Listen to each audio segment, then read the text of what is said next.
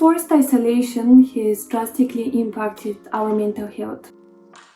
My name is Iris and I come from Italy. I moved to Scotland 2 years ago to study. And I am Stella from Bulgaria, although I've been living in Glasgow for the past 4 years. The outbreak of the current pandemic has drastically changed my student experience. I had to graduate from my flat. We caught ourselves thinking, is it worth it to move abroad and pay expensive fees without the benefit of socialising and in-person classes? Every year, tens of thousands of people come to Glasgow to study, but this year we found that other international students were facing the same problems as we are. Moving during a pandemic can be quite tough. In fact, most foreign students had to spend the first 2 weeks quarantined in their new homes. I was really excited about Scotland prior to coming here. The hype that my cousins who've studied here and my siblings who've studied here gave me was beyond words. It is my second quarantine. I was quarantined previously in India as well.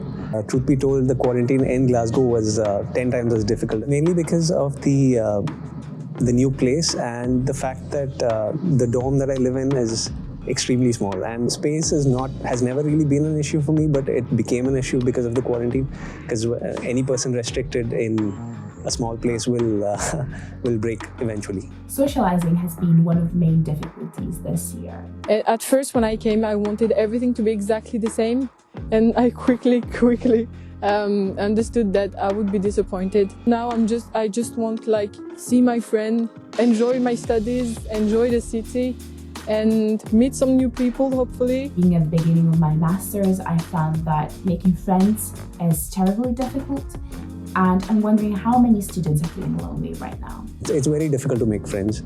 That should be a natural process during the course of university, but that is not there here. It seems very forced. This forced isolation has drastically impacted our mental health. For me, it's been especially difficult because in Bulgaria we don't really talk about mental health issues. Glasgow, on the other hand, has great mental support networks, and this set the bar quite high for me. Unfortunately, I don't think that my expectations were met, and I felt like us students have been left on our own. Online learning doesn't help either, as it can feel pretty detached and tiring. In addition, students are increasingly worried about the financial toll of a year abroad that they've spent mainly in their flats.